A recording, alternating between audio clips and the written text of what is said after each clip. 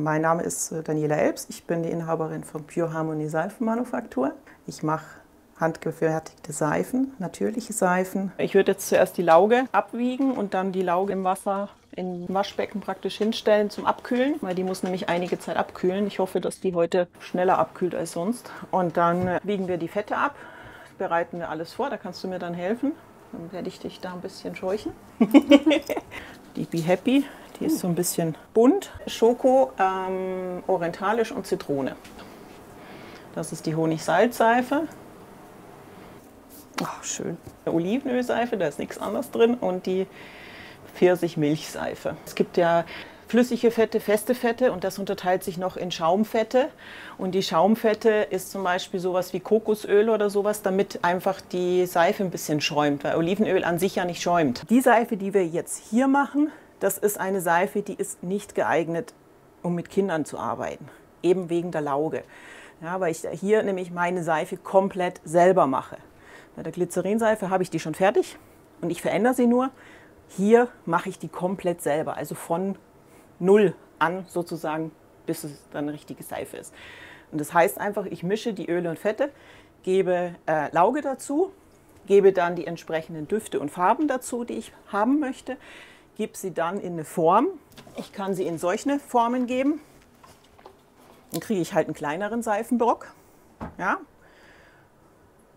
Oder ich gebe sie dann in so große Formen und dann kriege ich halt ja, erstmal einen riesengroßen Block, den ich dann eben klein schneiden muss. Wenn wir diese Seife eben machen, die muss dann mindestens 4 bis 6 Wochen. Ich lasse sie meistens 6 Wochen liegen. Sie muss reifen. Ja, also sie hat zwar nach 24 Stunden, ist die Umwandlung schon vonstatten gegangen. Das heißt, das ist schon Seife. Man könnte sich rein theoretisch damit die Hände waschen. Aber sie ist noch nicht mild genug. Ja, sie reizt noch die Haut und je länger ich die Seife liegen lasse, desto ergiebiger wird auch die Seife. Desto fester wird sie, desto mehr Flüssigkeit geht raus und desto ergiebiger wird sie. Die wäscht sich nicht so schnell weg. Gut, dann genau, fangen wir an. Also wir werden jetzt zuerst die Lauge abwiegen. Für Seife machen nimmt man immer destilliertes Wasser. Es kommt kein normales Leitungswasser da rein, weil es einfach in dem Leitungswasser könnten Sachen drin sein, mit denen die Lauge reagiert und eine Reaktion hervorruft, die ich nicht möchte.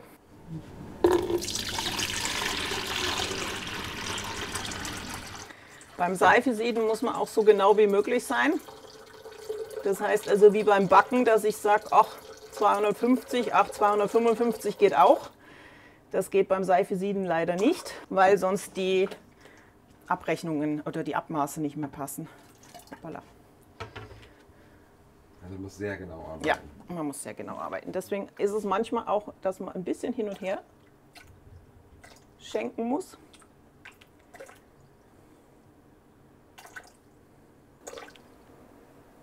Gut. Also 600, 500, 0,5 Gramm ist jetzt nicht so das Wild beim Wasser.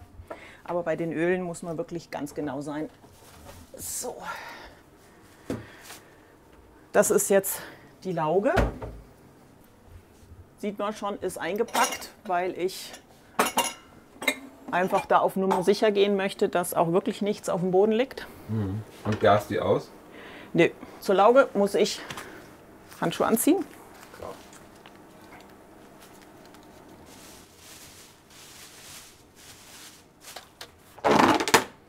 So, und mit der Lauge bestimme ich die Überfettung von der Seife. Also Überfettung heißt, ich habe einen gewissen Anteil an Fetten, die verseift werden. Und die Überfettung ist sozusagen der Anteil, der nicht verseift wird, der dann hinterher für die Pflege zuständig ist und ja, aus der Seife das macht, was sie ist. Ja, eine pflegende Seife. Und bei der Be Happy habe ich eine Überfettung von 8%. Das heißt, ich brauche jetzt 528,7. So, und dann geht's los mit Schaufeln.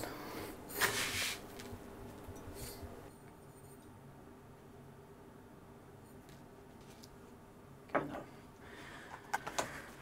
Dann haben wir das. Ich gebe es halt einfach vorsichtig rein und schaue immer, wie die Flüssigkeit reagiert. ob da irgendwas vonstatten geht. Jetzt haben wir 26,2. Und wenn ich jetzt diesen hier mache, geht es hoch. Sind wir schon bei 34. Das kann bis auf über 100 Grad gehen. Das kann wirklich kochen. Kochen heißt, es entstehen Dämpfe. Und die Lauge hat leider den Nachteil, dass sie auch im gasförmigen Zustand ätzend ist. Das heißt, ich atme es ein und verätze mir damit meine Lunge. Wenn die Lauge abgekühlt ist, die lasse ich dann so auf 35 Grad, 36 Grad abkühlen. Und die Fette lasse ich dann auch dementsprechend abkühlen auf 35, 36 Grad. Und dann kann ich die erst zusammenmischen. Also, lern's für die Zukunft in der Schule. Ihr braucht es. Wenn Kinder dabei sind, dann, wenn ihr Seife machen wollt, lieber eine Glycerinseife, also wo die Seife an sich schon fertig ist. Bei Lauge haben Kinderhände nichts zu suchen. So, wir werden zuerst die festen Fette abwiegen. Die Öle teilen sich in feste Fette und flüssige Fette. Ja, festes Fett zum Beispiel ist Kakaobutter, weil fest. Flüssige Fette ist Olivenöl. Und dann unterteilen die sich noch in Schaumfette, in dem Fall Kokosnussöl. Das haben wir hier mit drin, deswegen schäumt die Seife auch wunderbar. Und Rizinusöl ist auch mit drin und das ist auch ein Schaumfett. Ja, das da. Ja, dann das da. Nehmen wir das einmal. So, dann tun wir da mal, gib ihm. So, dann haben wir als nächstes das feste Fett, das ist die Kakaobutter. Du darfst gerne, wenn du möchtest, die entsprechende Menge da reinschmeißen. Brauche ich einen Handschuh? Ja, bitte. Geht zum Hygiene.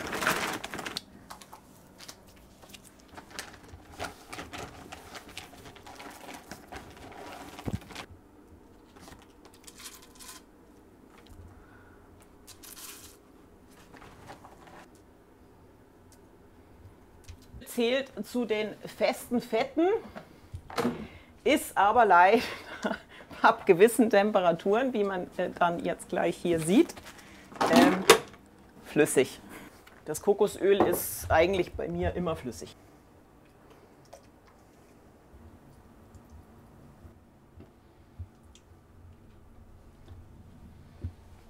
Genau.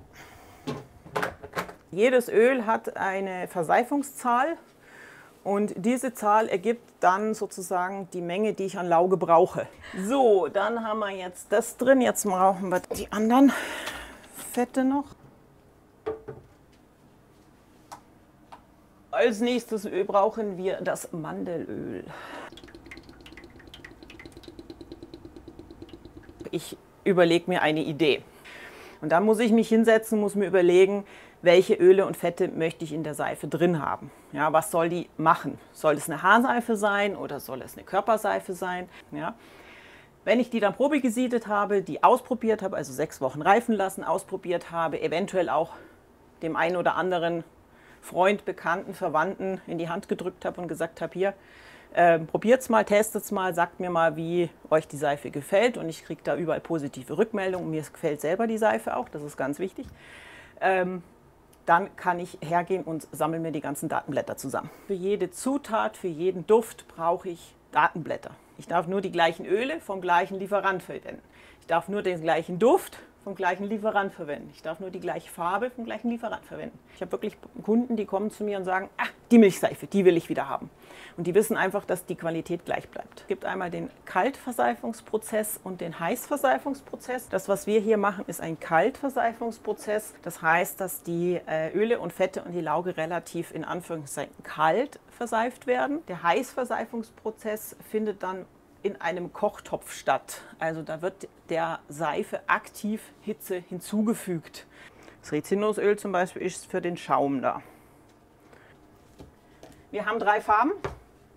Einmal ein Grün, ein bisschen so ein Pink und Titandioxid brauchen wir für das Weiße in der Seife. Vorsicht, das staubt ziemlich. Wie viel brauchen wir denn?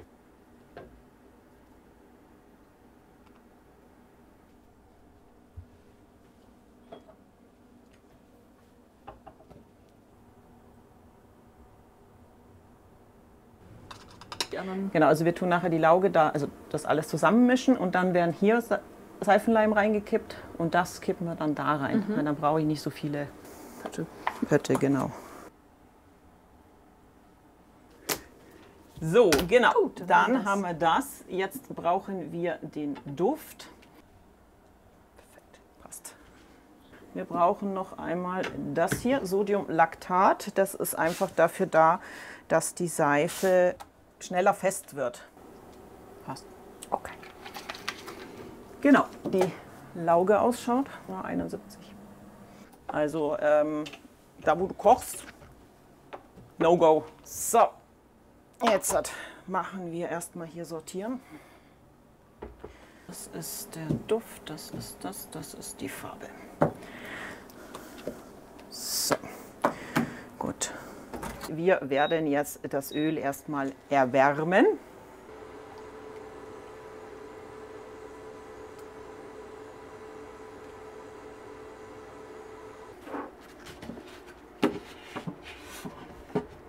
Ja, perfekt.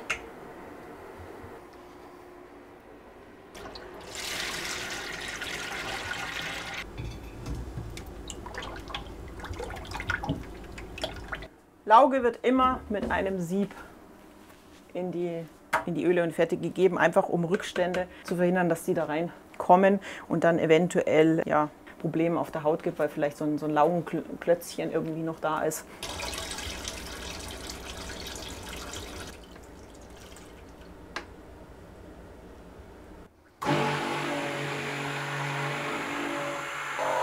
So, jetzt werden der Duft dazugegeben. Und das Sodiumlactat. Und jetzt muss man das sozusagen gut vermischen, damit sich hinterher der Seifenleim nicht wieder von dem Öl, von dem Parfümöl trennt. So.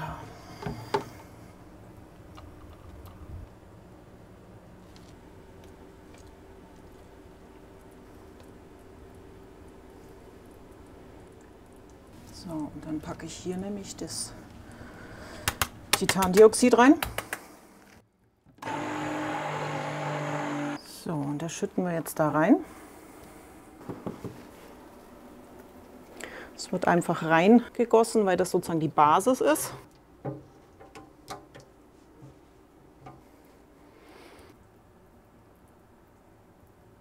Also was ganz gut immer geht, ist Grün. Das ist sehr beliebt. Es wird ja eine Swirl-Seife, also tue ich erstmal nur so Bahnen machen.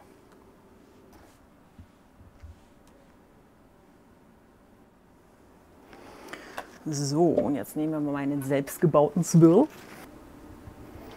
Und dann wird die Seife sozusagen hier einmal durchgeswirlt. Und die muss natürlich oben auch noch ein bisschen schön sein, deswegen habe ich mir den Seifenleim hier noch ein bisschen aufgehoben.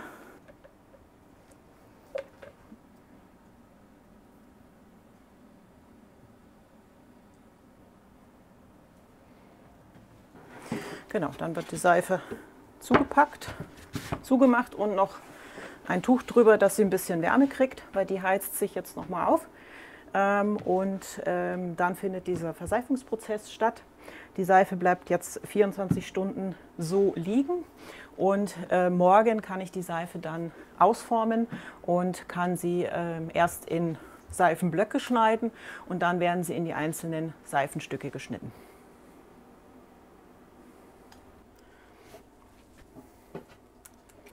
Genau, da ist jetzt die Seife, die hat jetzt fast 24 Stunden und soweit wie sie sich anfühlt, ist sie fest. Jetzt werden wir sie mal rausholen und mal schauen, ob sie auch wirklich fest ist.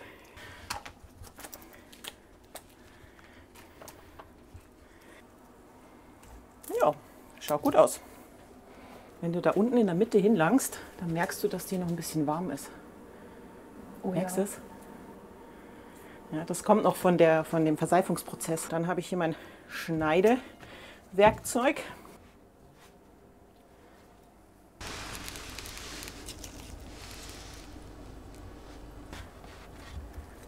Und so schaut sie innen aus.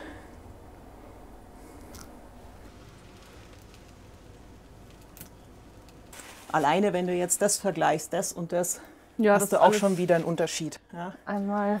genau.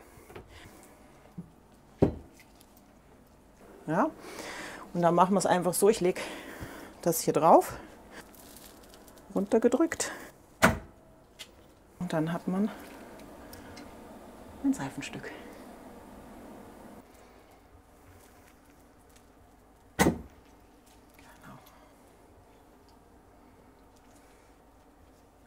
Die Seife wird jetzt dann von mir in meine Kisten da verpackt. Da muss ich allerdings erst noch eine freiräumen, deswegen machen wir das jetzt nicht. Und dann bleibt die 6 Wochen liegen, die lasse ich komplett in Ruhe.